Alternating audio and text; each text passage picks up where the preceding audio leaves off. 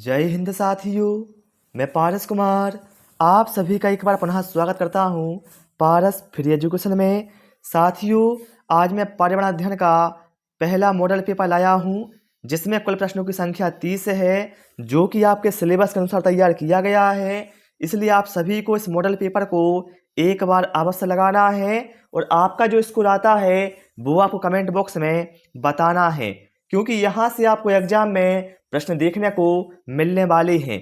तो बिना समय गवाए शुरू करते हैं हम इस प्यारे से मॉडल पेपर को। चलिए, पहला प्रश्न क्या है।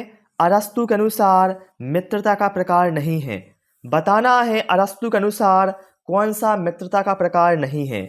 देखिए, अरस्तु ने मित्रता के 3 प्रकार बताए हुए हैं। पहला है उपयोगिता की मित्रता, दूसरा प्रकार है आनंद की मित्रता, तीसरा है अच्छी मित्रता। ये अरस्तु ने 3 प्रकार मित्रता के बताए हुए हैं, लेकिन व्यवहार की मित्रता यह प्रकार नहीं बताया है, जो कि हमारा राइट आंसर हो जाएगा। ठीक है, चलिए इसके बाद हम प्रश्न क्रमांक 2 पर आते हैं। 1 अक्टूबर से 7 अक्टूबर तक कौन सा आयोजन मनाया जाता है। बताइए आप लोग, 1 अक्टूबर से 7 अक्टूबर कौन सा मनाया जाता है। तो आप बताएंगे वन्य जीव सप्ताह मनाया जाता है 1 अक्टूबर से 7 अक्टूबर तक। विकल्प ए यहाँ पर हमारा राइट आंसर हो जाएगा।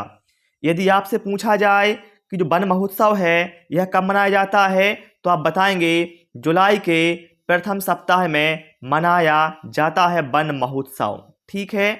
ओजोन संरक्षण दिवस कब मनाया जाता है, तो आप बताएंगे 16 सितंबर को मनाया जाता है।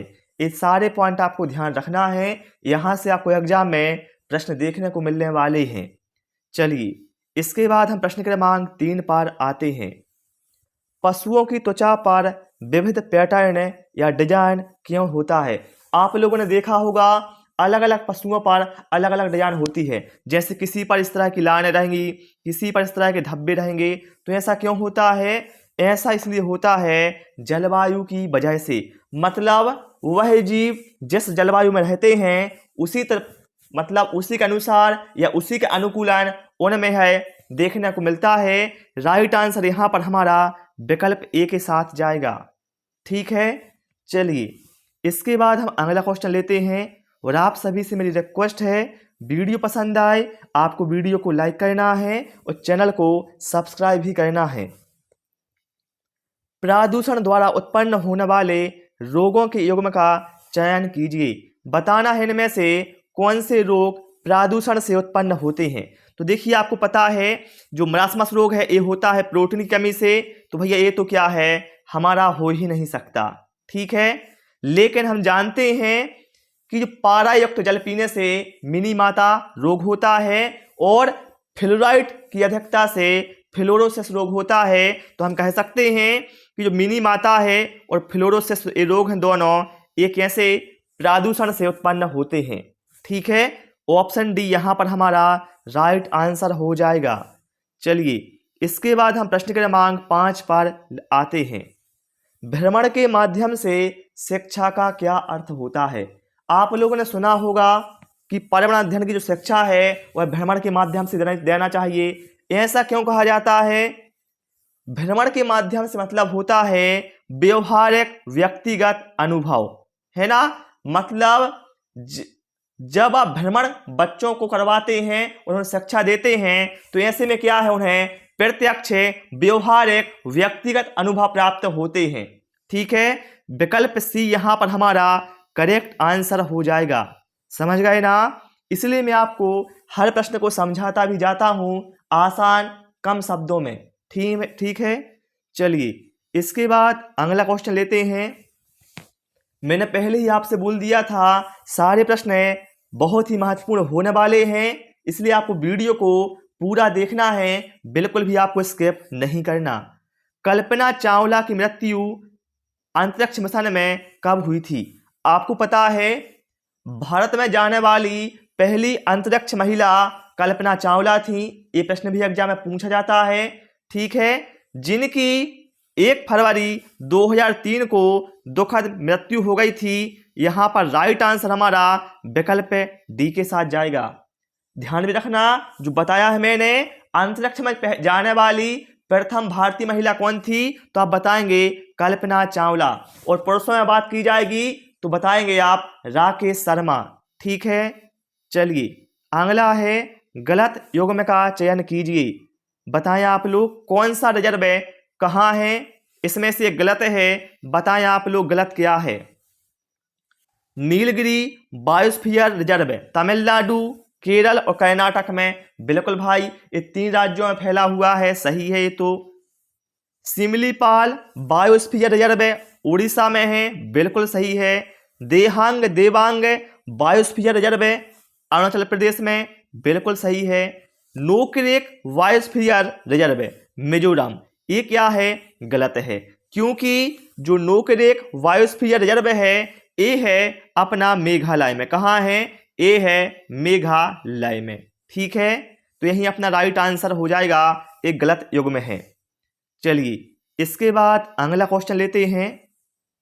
वन उन्मूलन के फलस्वरूप निम्नलिखित में से किस वायुमंडलीय गैस संघटक के स्तर में वृद्धि होती है। आपको पता है जो पेड़ पौधे हैं वो क्या है, कार्बन डाइऑक्साइड को अवशोषित करते हैं और उसके बदले हमें क्या है, ऑक्सीजन देते हैं। अब क्या है, वन उन्मूलन की यहाँ पर बात हो रही है, मतलब क्या है, वनों का उन्मूलन मतलब क्या है, वनों का कम हो जाना।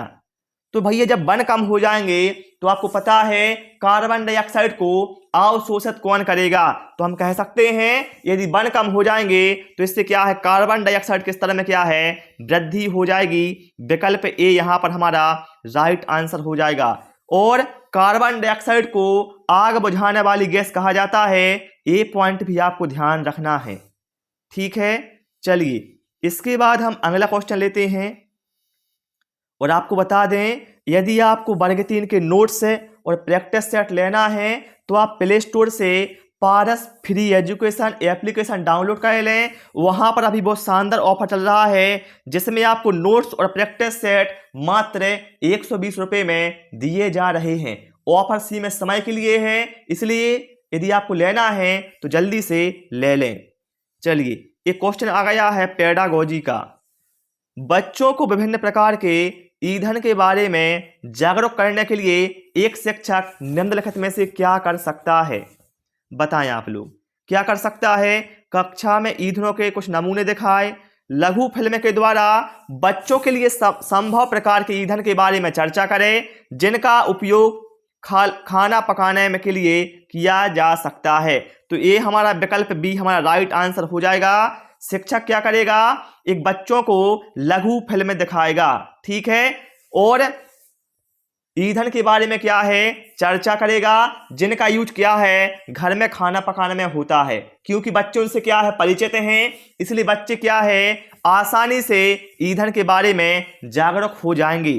ठीक है, चलिए भाई इसके बाद अगला क्वेश्चन लेते हैं। एक दूसरे से जुड़ी जटिल खाद्य श्रृंखलाएं क्या कहलाती हैं। देखिए प्रश्न में ही इसका आंसर छिपा हुआ है, एक दूसरे से जुड़ी। देखिए जैसे मान लीजिए कोई जीव है या कोई जंतु है, वो अनेक तरह से क्या है, खाद्य श्रृंखला में जुड़ा होता है। ठीक है, तो ऐसे ही क्या है, एक दूसरे से जो खाद्य श्रृंखलाएं जुड़ी रहती हैं इनको कहा जाता है भैया खाद्य जाल। विकल्प ए यहाँ पर हमारा राइट आंसर हो जाएगा। ठीक है, विकल्प ए यहाँ पर हमारा करेक्ट आंसर है। ध्यान रखिएगा, खाद्य श्रृंखला में जो ऊर्जा का प्रवाह है वह एक दिशीय होता है। एक कई बार एग्जाम में पूछा गया है कि कैसा होता है ऊर्जा का प्रवाह, तो आप बताएंगे एक दिशीय होता है। ठीक है, एक दिशा में होता है। चलिए इसके बाद हम अगला क्वेश्चन लेते हैं। बहुत ही शानदार लाजवाब क्वेश्चन। चीनी और प्रोटीन किससे बनता है। जो चीनी है बताइए किससे बनती है और प्रोटीन किससे बनता है। तो आपको पता है जो चीनी है ये बनता है हमारा कार्बोहाइड्रेट से, और जो प्रोटीन है ये अमीनो अम्ल के क्या है, बहुलक होते हैं, अर्थात प्रोटीन का निर्माण अमीनो अम्ल से होता है। तो हम कह सकते हैं चीनी का निर्माण कार्बोहाइड्रेट से होता है और जो प्रोटीन है ये अमीनो अम्ल या अमीनो एसिड। तो विकल्प ए यहाँ पर हमारा राइट आंसर होगा। ठीक है, चलिए अगला क्वेश्चन लेते हैं। विश्व पर्यावरण दिवस 2021 की थीम क्या थी? बताएं आप लोग, क्या होगा यहाँ पर राइट आंसर। पहली बात तो आप ध्यान रखिएगा, प्रति वर्ष से 5 जून को विश्व पर्यावरण दिवस मनाया जाता है और वर्ष 2021 में 5 जून को मनाया गया था और थीम क्या थी? Ecosystem restoration. विकल्प सी यहाँ पर हमारा राइट आंसर होगा। यदि आपसे पूछा जाए वर्ष 2020 में क्या थी, तो आप बताएंगे बायोडायवर्सिटी थी। सॉरी, हाँ ठीक है, 2020 में क्या थी? बायोडायवर्सिटी थी। और 19 में क्या थी, तो आप बताएंगे बीट एयर पॉल्यूशन। तो 19, 20, 21 इन तीनों को आप ध्यान रखिएगा। ठीक है, यहां से भी क्वेश्चन आने के बहुत ज्यादा चांस हैं। चलिए इसके बाद हम अगला क्वेश्चन लेते हैं। निम्नलिखित में से कौन एक पर्यावरण अनुकूलित गतिविधि है? बताएं आप लोग, इनमें से कौन सा एक पर्यावरण अनुकूलित गतिविधि है? ऑटोमोबाइल का उपयोग करना, खरीदारी के लिए पॉली बैग का उपयोग करना गलत बात है। ठीक है, कपड़ों को रंगने के लिए डाई का उपयोग करना, इससे भी क्या है? प्रदूषण होगा। ठीक है, सिंचाई के लिए, बिजली पैदा करने के लिए पवन चक्की बनाना। तो आपको पता है जब आप बिजली पैदा करने के लिए पवन चक्की का यूज करेंगे तो इससे क्या है? कोई भी हानि हमारे पर्यावरण को नहीं होगी। यही अपना राइट आंसर हो जाएगा, ये अनुकूलित गतिविधि है। ठीक है, अगला क्वेश्चन लेते हैं। पत्थर फेंकने वाला मेला कौन सा है? कौन सा ऐसा मेला है जिसमें पत्थर फेंका जाता है? तो ये है देवीधुरा का मेला। कौन सा है? देवीधुरा का मेला है, जो कहाँ लगता है? ये लगता है हमारे उत्तराखंड में। कहाँ लगता है? उत्तराखंड में लगता है। पुष्कर मेला कहाँ लगता है? तो आप बताएंगे राजस्थान के अजमेर में लगता है। कुंभ मेला भारत में 4 जगह पर लगता है, नासिक, हरिद्वार, उज्जैन। ठीक है, नासिक, हरिद्वार, उज्जैन और प्रयागराज, इन 4 जगह पर लगता है कुंभ मेला। ठीक है, चलिए इसके बाद हम अगला क्वेश्चन लेते हैं। ओजोन के संबंध में सही कथन का चयन कीजिए। बताना है जो ओजोन गैस है या ओजोन परत है। ठीक है, यहां पर क्या है? बताना है ओजोन के संबंध में कौन सा सही है। तो यहां पर विकल्प सी में देख सकते हैं। आपको पता है ओजोन परावैंगनी किरणों को क्या है? अवशोषित करती है और क्या है? ऑक्सीजन निर्मित करती है। तो यहां पर विकल्प सी हमारा राइट आंसर हो जाएगा। ठीक है, और ओजोन परत भैया क्षोभ मंडल में नहीं पाई जाती है, ये पाई जाती है समताप मंडल में। ठीक है, चलिए इसके बाद अगला क्वेश्चन लेते हैं। निम्नलिखित में से कौन सा जल प्रसारित रोग नहीं है? मतलब क्या है? ऐसा रोग जो कि जल की वजह से नहीं फैलता है, क्योंकि आपको पता है जब जल प्रदूषित होता है और जब हम उनको पीते हैं तो उससे अनेक तरह की बीमारियां होती हैं, जैसे हैजा हो गया, टाइफाइड हो गया, पीलिया हो गया, अतिसार हो गया। ये सभी क्या हैं? जल जनित बीमारियां होती हैं। ठीक है, हैजा, टाइफाइड, पीलिया। लेकिन यहां पर विकल्प डी में क्या लिखा है? ट्यूबरकुलोसिस। मतलब क्या है? टीबी। तो आपको पता है जो टीबी रोग होता है ये जल से नहीं होता है। ओके, तो यहां पर विकल्प डी हमारा राइट आंसर हो जाएगा। यह है जल जनित रोग नहीं है। पूछा जाए विश्व टीबी दिवस कब मनाया जाता है, तो आप बताएंगे 24 मार्च को। इसको हम क्षय रोग के नाम से भी जानते हैं। आप लोग हमें बताना कि जो टीबी रोग है ये किससे फैलता है। आप इसका आंसर हमें कमेंट बॉक्स में अवश्य दें। चलिए प्रश्न क्रमांक 17 पर आते हैं।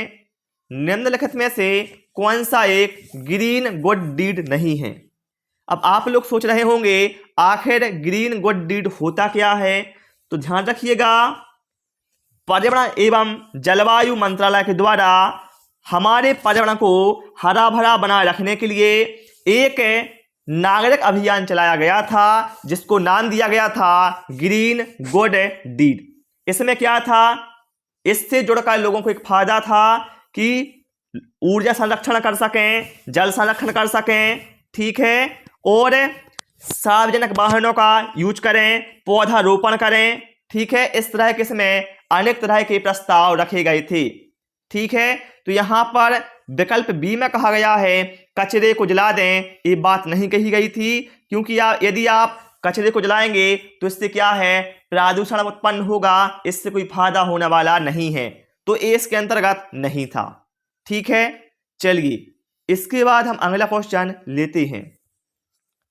कौन सी संधि ग्लोबल वार्मिंग द्वारा हो रहा जलवायु परिवर्तन को रोकने के लिए बनाई गई थी?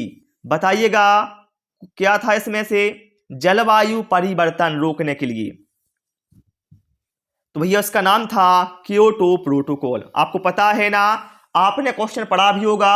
यही क्वेश्चन क्या है, एग्जाम में कई तरह से पूछा जाता है। जैसे पूछा जाएगा क्योटो प्रोटोकॉल का संबंध किससे है, तो आप बताएंगे जलवायु परिवर्तन से है।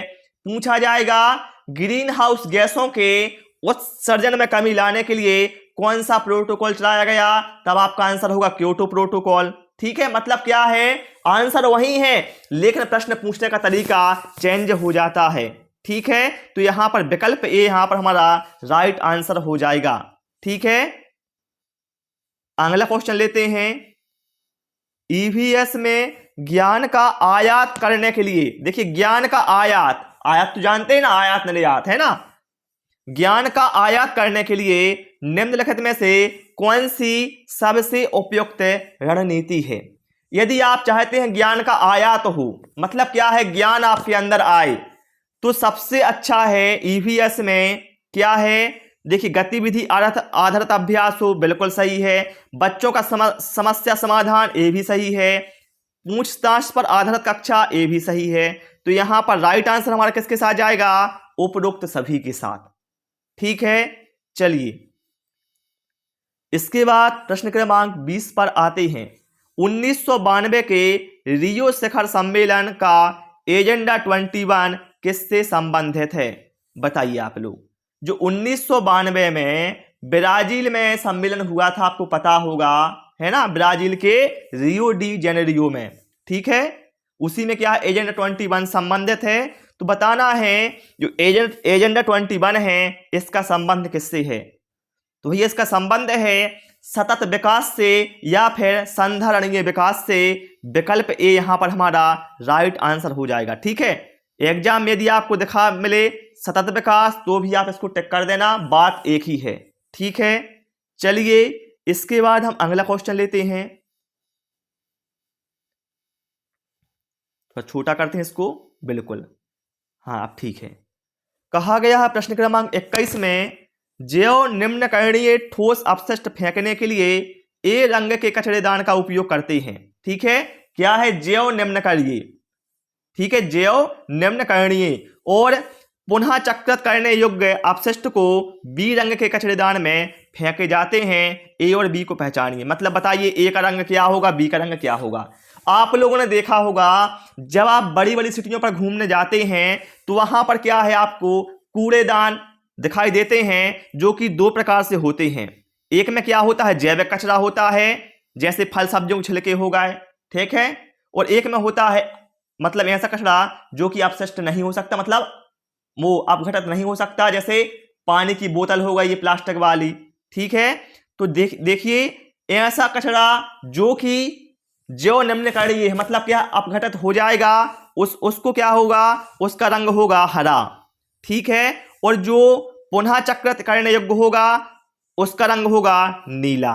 तो यहां पर राइट आंसर हमारा किसके साथ जाएगा, विकल्प डी के साथ जाएगा, ठीक है। चलिए इसके बाद हम अगला क्वेश्चन लेते हैं।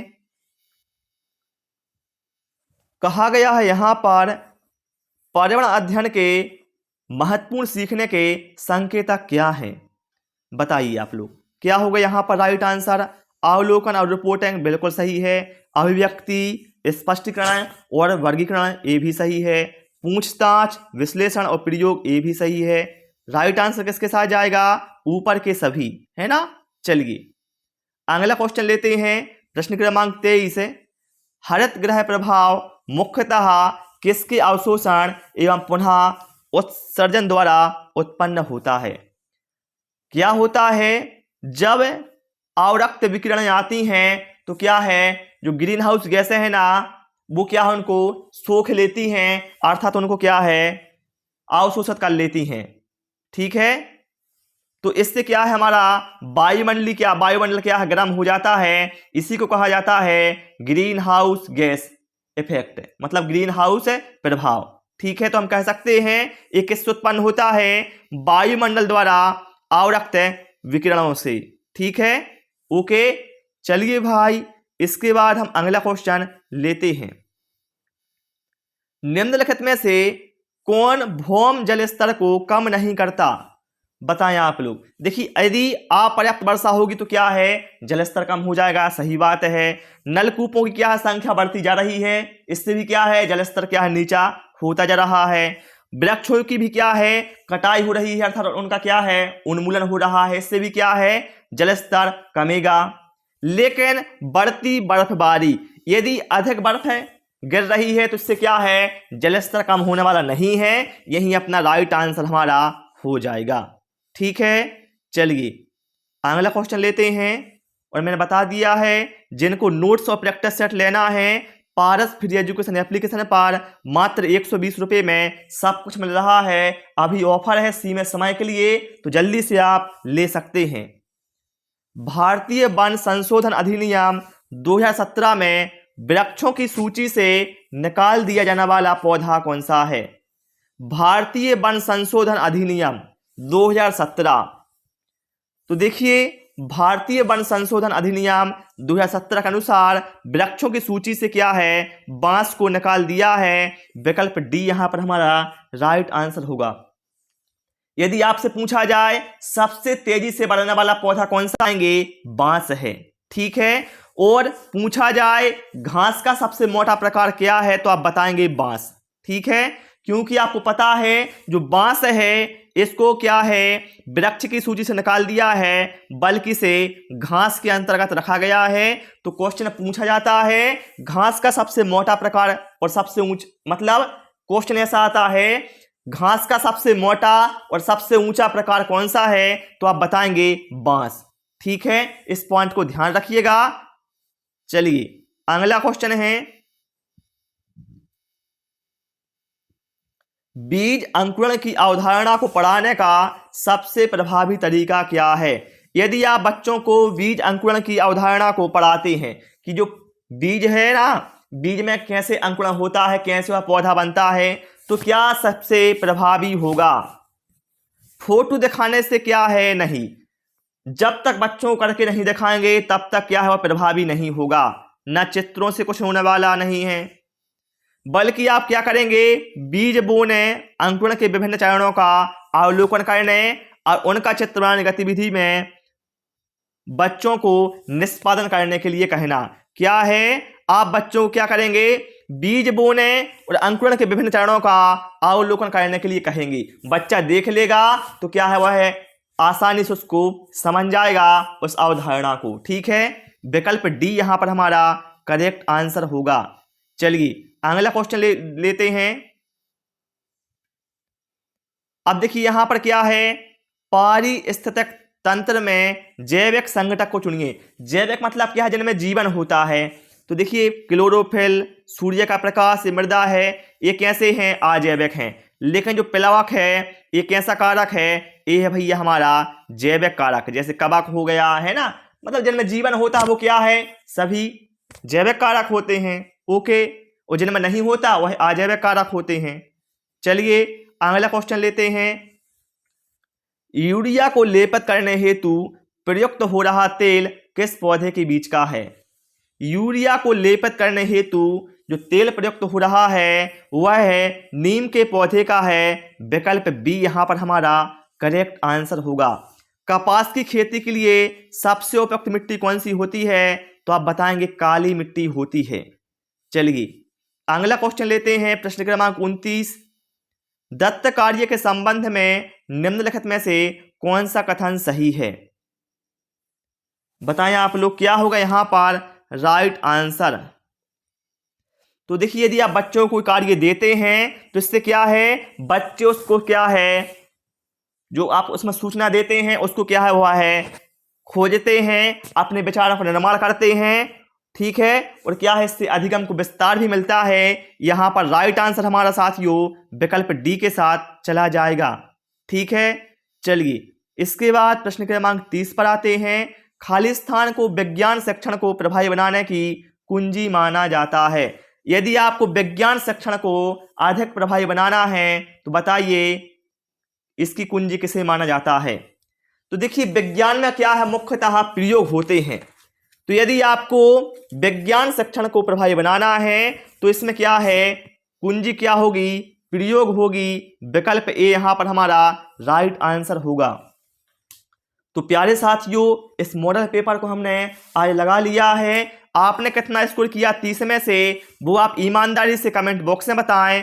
Thanks for watching this video.